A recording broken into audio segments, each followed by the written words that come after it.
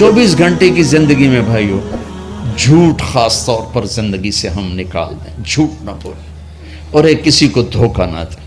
میرے نبی نے فرمایا میرا امتی ہر گناہ کر سکتا، دو نہیں کر سکتا، ایک جھوٹ کبھی نہیں بولے گا، ایک دھوکہ کبھی نہیں دے گا۔ تم جھوٹ نہ بولیں، دھوکہ نہ دیں، ظلم نہ کریں، زیادتی نہ کریں۔ ظلم و زیادتی سے اللہ کا غضب حرکت میں آ جاتا ہے۔ میرے نبی نے فرمایا من آذا ذمیا فقد آذانی، جس نے کسی غیر مسلم کو بھی دکھ پہنچایا تو اس نے مجھے دکھ پہنچایا، جس نے کسی غیر مسلم کو دکھ پہنچایا اس نے مجھے دکھ پہنچایا۔ میرے نبی نے تو اپنے ساتھ رہنے غیر مسلموں کے ساتھ اتنی رحمت للعالمین کا ثبوت دیا۔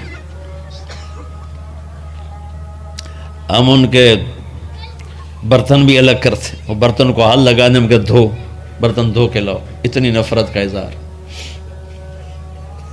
بھائیو محبت سے رہیں، اپنے کاروبار میں ہو سچ بولو، صحیح تولو، وعدہ خلافی نہ کرو، وعدے سے پھرو مت، کسی کو دھوکہ نہ دو، کسی کو فراڈ نہ کرو۔ بازار کا دین سچائی ہے، صحیح تولنا ہے اور دھوکہ نہ دینا ہے۔ گھر کا دین ماں باپ زندہ ہیں، ان کے پیر دھو لو، ان کی دعائیں لے لو۔ گھر والے ہو اپنی بیوی سے حسن سلوک کرو، گالی دینا، تانے دینا، طنز بولیاں، اپنے گھروں کو آگ نہ لگاؤ۔ ہمارا جوائنٹ فیملی سسٹم ہے، ماں باپ کو اپنا مقام دو، بیوی کو اپنا مقام دو۔ ہمارا سسرالی معاشرہ ظالم ہے، درد سے کہہ رہا ہوں، ظالم ہے ہمارا سسرالی معاشرہ، ظالم ہے۔ چاہے دیندار کہلاتے ہوں، چاہے دنیا دار کہلاتے ہوں، چاہے پڑھے لکھے کہلاتے ہوں، چاہے ان پڑھ کہلاتے ہوں، ظلم ہے۔ میں کہاں سے اس کی تعویل کروں؟ اگر ماں باپ کی طرف سے زیادتی ہے اپنی بیوی کو بچاؤ، اور کہیں بیویاں ایسی زوردار ہیں کہ وہ گھر کو آگ لگانے پر آئی ہوتی ہیں، اگر بیوی زیادتی کرے تو ماں باپ کو بچاؤ۔ یہ تمہارا کام بیچ میں ایک پل بننا ہے، دونوں رشتوں کو جوڑنا ہے۔ جس طرف بہنوں کی طرف سے زیادتی ہے بیوی کو بچاؤ، بیوی کی طرف سے اپنے دوسرے رشتوں کو بچاؤ۔ ہم اس میں افراط ہوتا یعنی کمی زیادتی کا شکار ہیں۔ کچھ ماں باپ کے پریشر میں بیویوں پر ظلم ڈھا دیتے ہیں، اور کچھ بیویوں کے پریشر میں ماں باپ کو ذلیل کر دیتے ہیں۔ یہ دونوں انسانیت سے دور کی چیزیں ہیں۔ بھائیو اپنے نبی کی زندگی پڑھو اللہ کو۔ میرے نبی کی ایک حدیث سناؤں، میرے نبی نے فرمایا یہ جو میرے مدینے والے لوگ ہیں نا، یہ بڑے اچھے ہیں۔ ان کے گھر میں جب کسی کی ڈولی اترے نا تو اسے یوں لگتا ہے جیسے میں اپنے ماں باپ کے گھر ہی آ گئی۔ یہ چند دن پہلے میں نے حدیث پڑھی تو مجھے بڑا مزہ آیا کہ میرا تو مستقل مضمون ہے، بیان کرتا رہتا ہوں۔ آپ نے فرمایا کہ یہ جو میرے انصار ہیں مدینے والے، ان کے گھر میں کسی کی ڈولی آ جائے تو اسے یوں لگتا ہے جیسے اس کو اپنے ماں باپ اور ساس سسر میں کوئی فرق ہی نہیں نظر آتا، کہ یہ ایسے اچھے اخلاق کے لوگ ہیں۔ چلو اگر یہ نہیں ہو سکتا تو کم از کم یہ نفرت تو نہ ہو، لگائی بجھائی، لڑائی جھگڑے، طلاقوں کی شرح بڑھ چکی ہے صرف زبان کی بدتمیزی پر، صرف زبان کی بدتمیزی پر، صرف زبان کی بدتمیزی پر طلاقوں کی شرح بڑھ چکی۔ بھائیو اپنے اخلاق سے، اپنے اخلاق سے اپنے رشتوں کو جیتو۔ ماں باپ کا دل جیتنا ہے، بہن بھائیوں کا دل جیتنا ہے، اپنی بیوی کا دل جیتنا ہے اچھے اخلاق کے ساتھ۔ بیوی کے ذمہ خامن کا دل جیتے اچھے اخلاق کے ساتھ، ساس سسر کا دل جیتے اچھے اخلاق کے ساتھ، اپنے بہن بھائیوں کا دل جیتے اچھے اخلاق کے ساتھ۔ میرے رب کی قسم تم چپ رہنا سیکھ لو، عزت تمہارے قدموں میں آ کے گرے گی۔ جواب نہ دو، چپ ہو جاؤ، اللہ عزت تمہارے قدموں پہ لا کے کھڑا کر دو، تمہارے قدموں میں آ کے اللہ عزت کو گرائے گا۔ اولاد کو عزت دو، اولاد کو عزت دو، اولاد کو عزت دو، ان کو ٹائم دو، پھر یہ ساری زندگی تمہارے غلام بنیں گے۔ 3 سال کے بچے کو اسکول میں دھکا دے دیا، آیا تو ٹیوشن والے کے پاس بھیج دیا، اور خود اپنے مزے کیے، تو یہ اولاد کبھی تمہاری نہیں ہوگی۔ انہیں ٹائم دو، اور اولاد کی خواہشات کا خیال کرو۔ ان پر ایسے ماں باپ ہونے کی ایسی دھونس مت جماؤ۔ آج کل اولاد نافرمان ہے، آدھا قصور ماں باپ کا ہے، آدھا اولاد کا ہے، کہ یہ وہ شفقت اور وہ محبت اور وہ ٹائم نہیں دیتے، اس سے آگے بات خراب ہو جاتی۔ اور ایک بڑا حساس موضوع ہے، رشتے ناتوں میں اولاد کی رعایت کرو۔ اپنی اولاد کی پسند ناپسند کا خیال کرو، ان پر مسلط مت کرو۔ اولاد سے کہتا ہوں کورٹ کی شادیاں نہ کرو، عشق معشوقی کی شادیاں نہ کرو، یہ 99.9% ناکام ہو جاتی ہیں۔ زندگی اور چیز ہے، عشق معشوقی اور چیز۔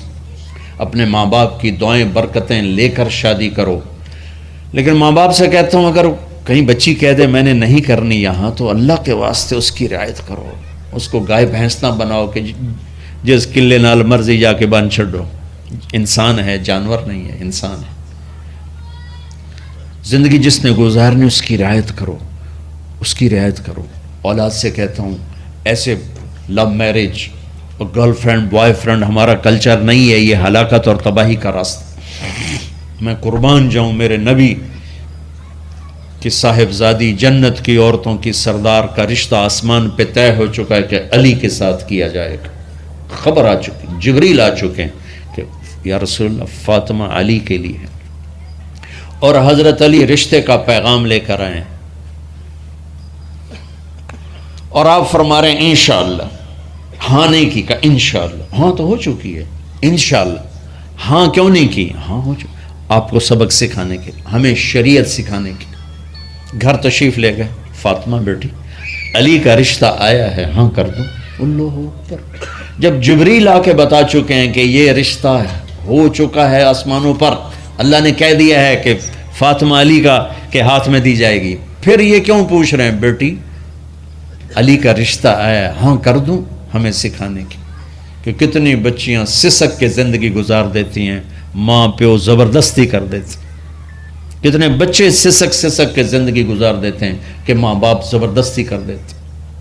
بھائیو اللہ کے واسطے شریعت پڑھو، دین پڑھو، نبی کی زندگی پڑھو۔ حضرت فاطمہ رضی اللہ تعالیٰ عنہ کا انکار کرنا تھا، کیا خیر آج کل کی شریف بچی بیچاری چپ کر کے کہتی ٹھیک ہے جی میں ماں پیو دی مرضی۔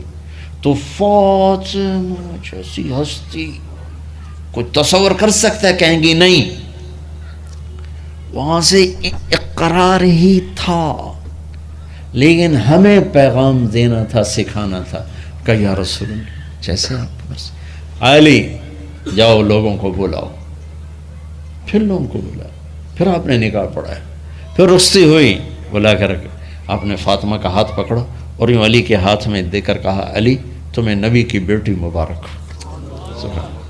آپ نے فرمایا فاطمہ مجھے جو سب سے زیادہ محبوب تھا میں نے تیرا ہاتھ اس کے ہاتھ میں دے دیا۔ بھائی اللہ کے واسطے اپنی قومی زندگی سے نکلو، رواجی زندگی سے نکلو، پنجاب کی زندگی، پٹھانوں کی زندگی، بلوچوں کی زندگی، سندھیوں کی زندگی، یہ بت ہیں، ان کو توڑ کے نبوت والی زندگی، نبوت والی زندگی، نبوت والی زندگی وہ اختیار کریں گے، ہماری عورتوں بھی سکھی، ہمارے مرد بھی سکھی، ہماری اولاد بھی سکھی۔ تو سارے بھائی نیت کرتے ہیں نا اس کی انشاءاللہ، اللہ تعالیٰ ان کی بخشش فرمائے۔ تو آپ بھائیو ایک تو یہاں مرکز ہے اسماعیل، وہاں جایا کرو جمعرات کو، آپ کو فائدہ ہوگا۔ آپ کے پاس مسجد میں جماعت آ جائے ان کے ساتھ بیٹھا کرو، اس سے آپ کو انشاءاللہ فائدہ ہوگا۔ مہینے میں 3 دن جایا کرو، اس سے آپ کو انشاءاللہ راستہ ملے گا۔ اور دعا سے پہلے اگر کسی سے لڑے ہوئے ہو، مستورات میں کوئی کسی سے لڑی ہوئی ہے یا آپ کسی سے لڑے ہوئے ہو، تو کہ میں ہاتھ جوڑتا ہوں، مر جانے والی جگہ پہ کیا لڑائیاں، معاف کر دو، معاف کر دو، معاف کر دو، اللہ پہ چھوڑ دو۔ اپنے نبی کے ایک حدیث سنا کے دعا کرتے ہیں، آپ نے فرمایا مدینے والوں سے، مدینے والوں میرے بعد تمہیں تمہارا حق نہیں ملے گا، کیا کرو گے؟ کہا جی ہم تلوار اٹھائیں گے، حق لیں گے۔ آپ نے فرمایا اگر میں اس سے اچھی چیز بتاؤں کرو گے؟ کہا جی کیا؟ کہا حق کے لیے لڑائی نہ لڑنا، چھوڑ دینا اور حوض کوثر پہ آ جانا، سارے پورے کروا دوں۔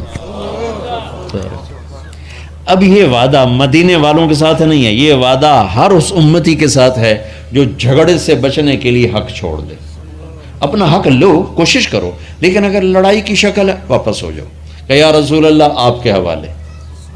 آپ نے مدینے والوں میں ہمیں بھی شامل کیا ہے، جس کا حق مارا جائے اور لڑے نہیں، چھوڑ دے، صبر کر جائے، میرے انتظار کر آنکھیں بند ہونے کا کہ میرا نبی تیرا وکیل ہوگا اور اللہ جج ہوگا، ان ویکھیا فیصلہ کہندہ ہوندا ہے۔ پھر تم اپنے حبیب کو اپنا وکیل بنا لو۔ اب معاف کر دو، عورتیں بھی معاف کر دیں، آپ بھی معاف کر دیں، گلے لگو، امت بنو، محبت سے رہو، کیا 4 دن کی زندگی میں نفرتوں کی آگ بھڑکانا، محبت کے پھول بکھیر کے چلے جاؤ، کیا ظلمتیں پھیلانا، اپنے حصے کی شمع جلا کے چلے جاؤ۔